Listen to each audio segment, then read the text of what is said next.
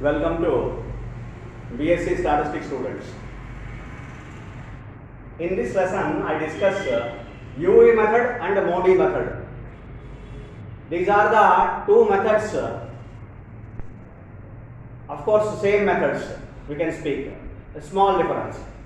Methods which are the methods to find out an optimum basic feasible solution to a transportation problem. For a given transportation problem, if you want to calculate optimum basic feasible solution, these are the methods are mostly in use. Most important methods to obtain optimum solution for a given transportation problem. So I discuss what is the difference between UV and MODI while coming in the particular steps. I explain through an algorithm. Step 1, we have to check whether summation ai is equal to summation I is equal to 1 to m, ai is equal to summation bj, that is sum of the availabilities is equivalent to the sum of the requirements or not. If not, introduce a dummy origin or dummy destination so that they are equal. Make sure that this is equal, and so that the problem will be a balanced transportation problem. Problem should be a balanced transportation problem. That is, you have to assure in the step 1. And step 2, you have to obtain an initial basic feasible solution by using any one of the methods, northwest corner rule or row minima method, column minima method, matrix minima method, or Vogel's approximation method VAM. By using any one of these methods, you have to calculate an optimum basic feasible solution. That is the step 2. So you have to calculate initial basic feasible solution by using any one of these methods. Okay, and then you have to check whether the number of basic cells are exactly m plus n minus 1. The number of basic cells must be exactly m plus n minus 1. For example, you have 3 origins and 4 destinations. 4 plus 3 minus 1, 6. 6 must be produced. 6 must be there in obtaining initial basic feasible solution. That is occupied cells. Basic cells means occupied cells. Non-basic cells means unoccupied cells. Then we have to go for next step. Now I tell you the difference between UV and MODI. Only the difference is, if for example, if the number of basic cells are less than m plus n minus 1, in the same step, less than m plus n minus 1, strictly less than. For example, in the problem of 3 by 4, transportation problems, 6 basic cells are required. For example, you have 5 or 4. Then what to do? Then you have to introduce epsilon, very small positive quantity epsilon, to the non-basic cell, to the unoccupied cells, and so that m plus n minus 1, there are so that there are exactly m plus n minus 1 number of basic cells, and it should be determined by, that is the suitable non-basic cells we have to select. In the suitable non-basic cell only we have to introduce the epsilon, the quantity, the smallest positive quantity, small positive quantity, epsilon we have to introduce. That is to determine all UIDJ values, we will discuss later. So that is the purpose of introducing epsilon, so that exactly m plus n minus 1 basic cells must be produced again. So this is only the difference, the MODI method. In the MODI method, we solve the problem of degeneracy. This is called the problem of degeneracy. This is the problem of degeneracy. What is the problem of degeneracy? If the number of basic cells are less than m plus n minus 1, it's a problem of degeneracy. That is going to be solved by using this particular procedure. That is done in MODI method. It is not considered in the UV method. UV method is only a plain method of not having degeneracy. If there are exactly m plus n minus 1 basic cells, then we have to use this particular procedure. That is what the difference between UV and MODI. Remaining steps are continued. And then we have to determine the values of UI and Vz. Determine the values of UI and Vz. These are the values are going to be determined by simple addition and subtraction by taking the formula UI plus Vz is equal to Ciz for all basic cells.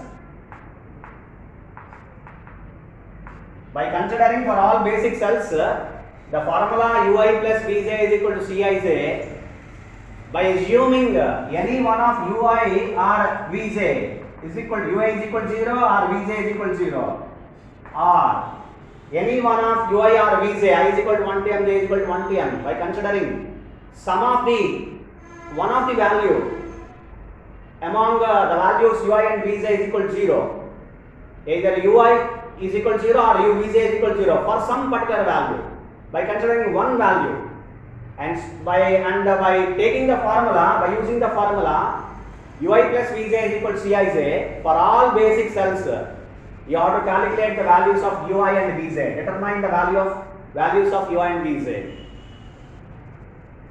That is what if you have m plus n minus 1 basic cells, UI Vz values by considering, for example, u1 is equal to 0, then UI Vz values uniquely determined. If you consider u2 is equal to 0, then which are uniquely determined. So based on our consideration, right? So that is the next step of calculating UI and Vz values by using this particular formula UI plus Vz is equal to Ciz, and by considering UI is equal to 0 or Vz is equal to 0, some UI is equal to 0 or some Vz is equal to 0. That is what the next one. Next step, calculate net evaluations Zij minus Ciz, net evaluations. That is what next step. We have to calculate Zij minus Ciz. The formula is UI plus Vz minus Ciz. UI plus Vz minus Ciz for all non-basic cells. Non-basic cells.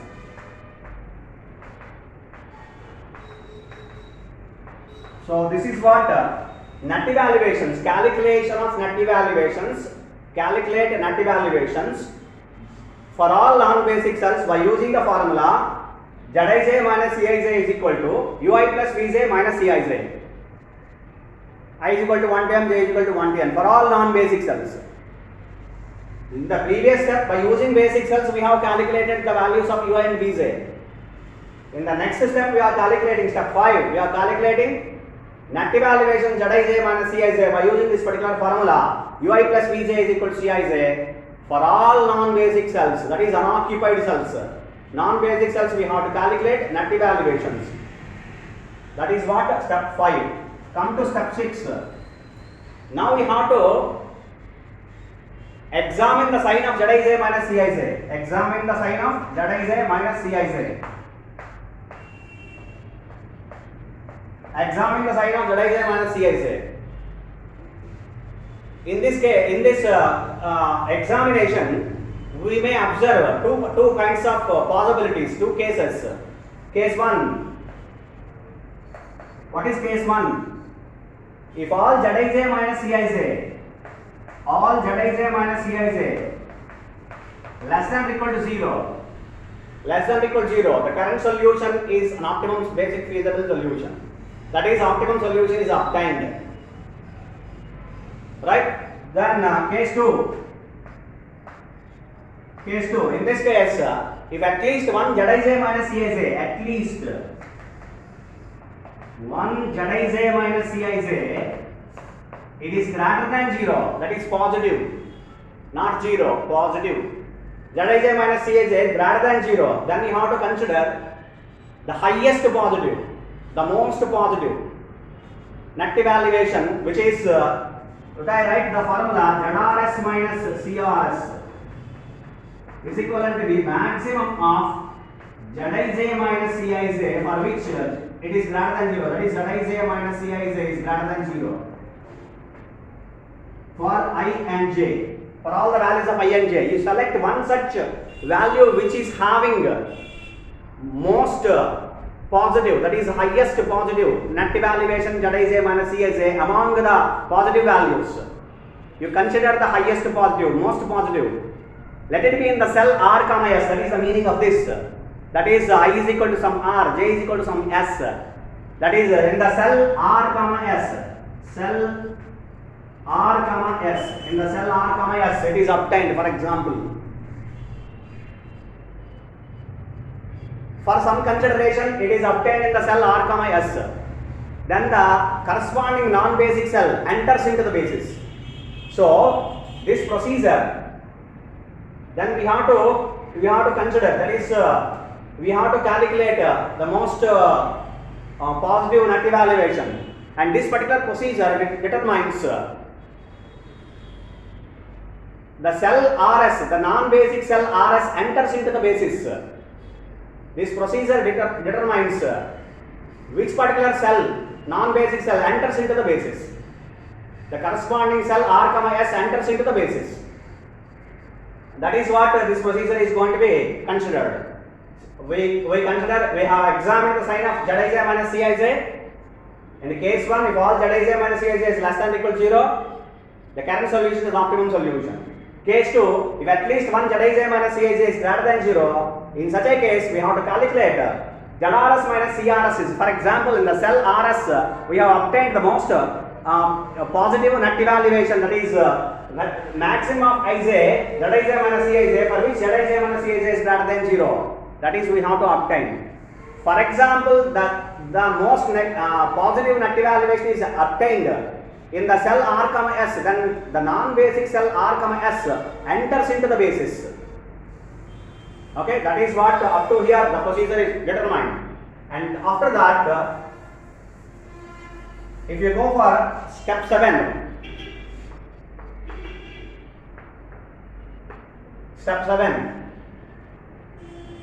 then after determining which particular non-basic cell enters into the basis, we have to identify a closed loop which starts and ends at the entering non-basic cell R comma S. Here it is, we have to consider entering non-basic cell. Non-basic cell R comma S. From this entering non-basic cell R comma S, we have to start the loop and end the loop. We have to identify a closed loop which starts and ends at the entering non-basic cell R comma S. By connecting all basic cells only, we have to connect all the basic cells, all basic cells only. We should not connect any other non-basic cell into the loop except this. It should start at the entering non-basic cell. This is only the non-basic cell. And remaining, we have to connect all the basic cells only. Like that, you have to form a loop, identify a loop. And after that, allocate positive and negative, that is plus and minus alternatively to all the cells of the loop. Allocate plus and minus to all the cells of the loop which are contained in the loop, cells which are contained in the loop, which existed in the loop, starting with the cell entering non-basic cell R comma S with positive sign. Starting with entering non-basic cell at the positive sign. Starting with the positive signs in the entering non-basic cell, and alternatively minus plus etc. While entering non-basic cell plus, remaining alternatively minus plus etc. We have to allocate plus and minus signs. Starting with the entering non-basic, starting with the plus sign in the entering non-basic cell R comma S in the loop. And now allocate theta. Okay, add, that is allocate theta in all the cells of the loop, and calculate theta by using the formula. And calculate theta by using the formula. Theta is equal to minimum of the quantities, that is values of x, quantities made in the negative signs of the loop, made in the cells having negative signs of the loop. So we have to calculate theta by using the formula minimum of quantities made in the cells having negative signs of the loop. Which are having negative signs? There you have to consider the quantities, all the quantities, and then you have to calculate the one minimum amongst them, minimum value among the values which are having the negative signs of the loop, which are in the cells having the negative signs of the loop. We calculate theta, and alternatively then we have to add and subtract theta, which are having plus and negative, plus and minus signs, positive and negative signs. Whichever the cell having positive sign, add theta, the value of theta.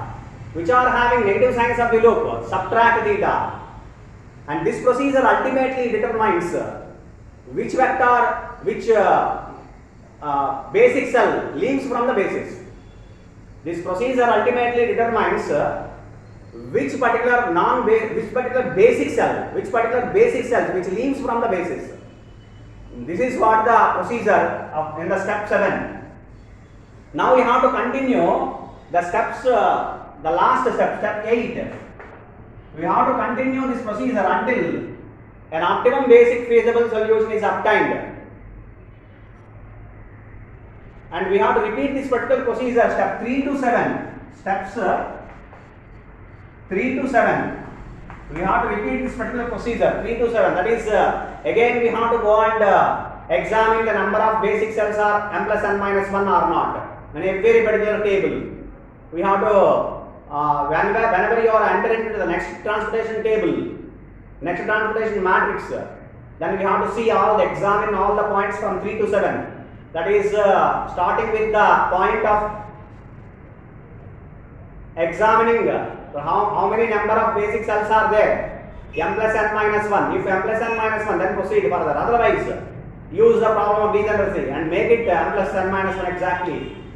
Like the procedure is going to be, and then UI Vj value, determining UI Vj values, calculating net evaluation Zij minus Cij, and examining the sign of Zij minus Cij, and the procedure of which particular non-basic cell enter into the basis, and then procedure of which particular non-basic cell which is which particular basic cell which leaves from the basis, which particular non-basic cell entering into the basis, which particular basic cell leaving from the basis.